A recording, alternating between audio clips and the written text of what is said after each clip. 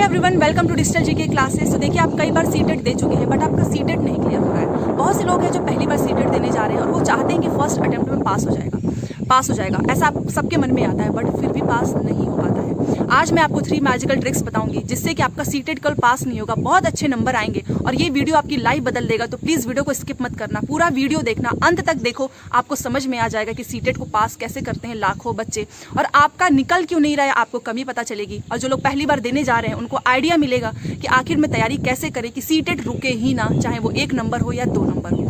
क्योंकि आपको पता है कि सीटेट का कितना बड़ा रोल है। चाहे आप प्राइवेट स्कूल में जाएं, चाहे गवर्नमेंट स्कूल में जाएं, आपको सीटेट को क्लियर करना ही होगा, तभी जाकर आप सरकारी भर्ती परीक्षा में भी बैठ पाएंगे। और अगर सीटेट क्लियर नहीं होता है तो आपको भी पता है, बहुत से लोग हैं वो ऐसा सोचते हैं, बोलते भी हैं कि बताओ सीटेट जैसा एग्जाम नहीं क्लियर हुआ तो आगे क्या ही होगा। आज से वो सारी चीजें नहीं होंगी। ये वीडियो आपकी लाइफ बदल देगा, सच में। पूरा वीडियो देखना, अंत तक मैं आपको बताऊंगी कि मैंने जब पहली बार तैयारी की मेरे मन में भी यही था कि मेरा सीटेट होगा या नहीं होगा। तो ये सारी चीजें जब उस टाइम पे आता है मन में, तो मैंने ऐसा क्या किया कि मेरा भी सीटेट क्लियर हुआ। पहली बार ही नहीं, दूसरी बार भी ऑनलाइन ऑफलाइन दोनों मैंने बहुत अच्छे नंबर से क्लियर किया है।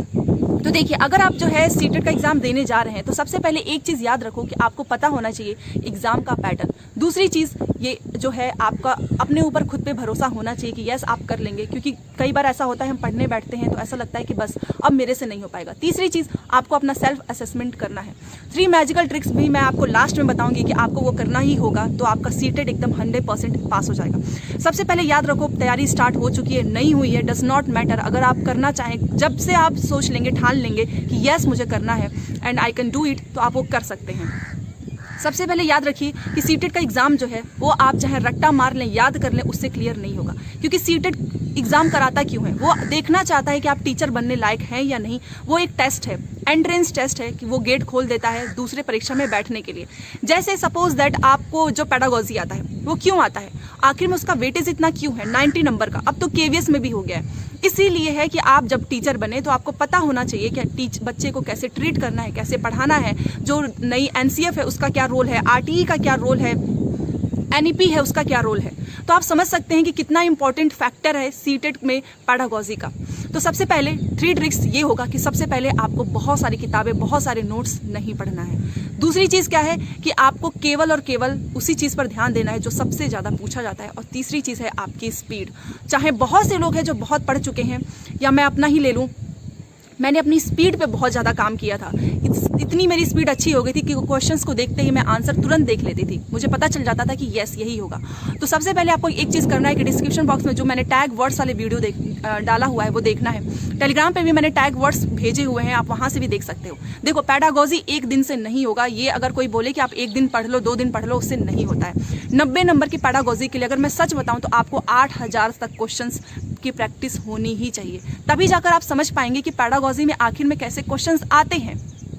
ठीक है, तो देखिए, पेपर को करने के बाद से देखना है आपको कि आपके सबसे ज्यादा स्कोर किसमें आपने गेन किया है और सबसे कम। जिसमें आपने सबसे ज्यादा स्कोर किया है उसको कम समय दीजिएगा, और जिसमें आपने सबसे कम स्कोर किया है उसको नोट कर लो और उसके सारे पॉइंट्स नोट करो कि आखिर में आप गलती कहाँ पर कर रहे हैं। यस, आपको अपना खुद का असेसमेंट करना ही होगा, तभी जाकर आप सीटेट पास कर लेंगे। बहुत से लोगों को मैंने देखा है जो पेपर तो कर लेते हैं, प्रीवियस ईयर भी कर लेते हैं, बट वो कभी भी ये कोशिश भी नहीं करते हैं देखने की कि उनकी गलती किसमें हो रही है।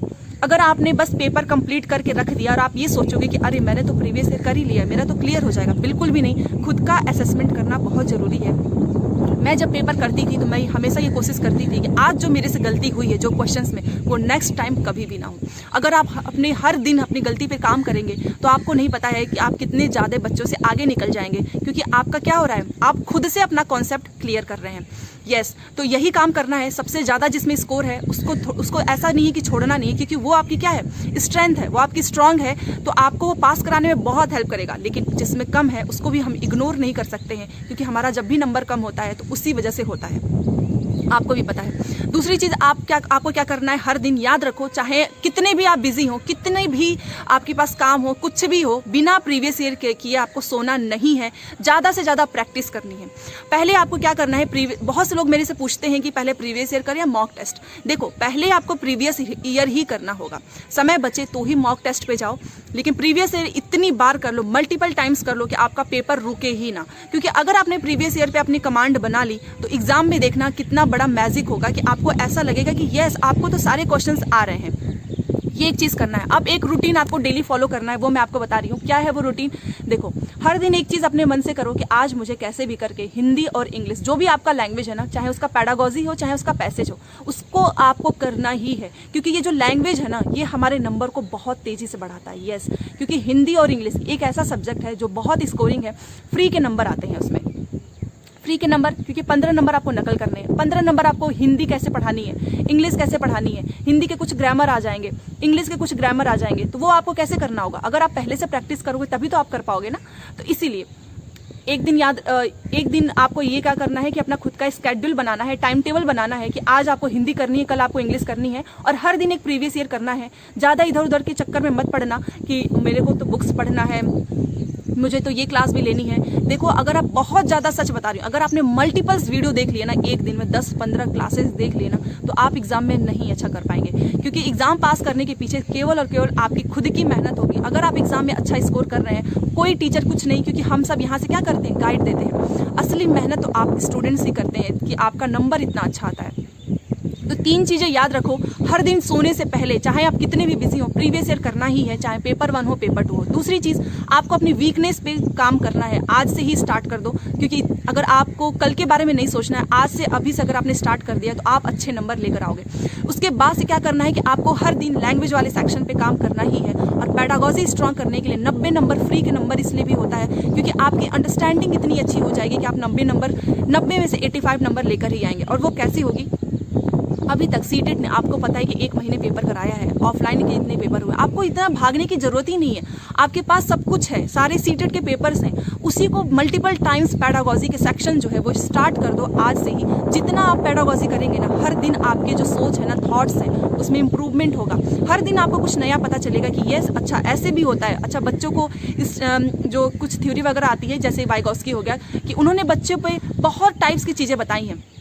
अब क्या करता है ना सीटेट, उसमें लैंग्वेज घुमा के पूछ लेगा, वो कुछ स्टोरी दे दिया रहेगा, वो बताएगा कि बताइए कि कौन से राइटर या कौन से जो ये किस थ्योरी से जो है रिलेट करता है। तो ये आपको कैसे पता चलेगा? अगर आपने अच्छे से तैयारी की होगी तो तभी। तो सच में ये वीडियो आप सभी के लिए काफ़ी इंपॉर्टेंट है, तो प्लीज़ सब्सक्राइब करना ना भूलें। और चैनल को सब्सक्राइब इसलिए भी करें कि आपको हर दिन जो भी मैं सीटेट से रिलेटेड इन्फॉर्मेशन देती हूँ वो आप तक मिले। और अगर पसंद आए तो लाइक कर देना। टेलीग्राम, इंस्टाग्राम का भी लिंक दिया है, जरूर जुड़ें, क्योंकि यहाँ से आपको सीटेट को आसानी से क्लियर करने की ही चीज़ें मैं बताती हूँ, जो खुद भी मैंने किया है। मैंने स्टार्टिंग में ही ये सोच लिया था कि सीटेट में मुझे मल्टीपल रिवीजन करना है, मल्टीपल प्रैक्टिस करना है, अपना खुद का शॉर्ट नोट्स जरूर बनाना, जो भी थ्योरी है उसको एक पेज में उतार दो। और मैं आपको बता रही हूँ, एग्जाम के पहले मैं आपको पियाजे, वाइगॉस्की, कोलबर्ग, इसकी जो शॉर्ट नोट्स कैसे बनाना है ना, वो बोर्ड पे अच्छे से पढ़ा के सिखा दूंगी। आप एक नंबर भी उसमें गलत नहीं करेंगे।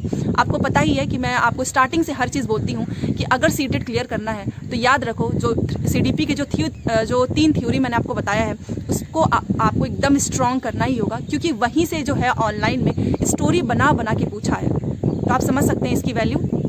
तो मैराथन स्टार्ट है, आप देख सकते हैं क्लासेस वगैरह, और डिस्क्रिप्शन बॉक्स में जो भी मैंने वीडियोस डाले हुए हैं प्लीज़ ज़रूर देखना अगर आपको सीटेट क्लियर करना है तो। Thanks for watching.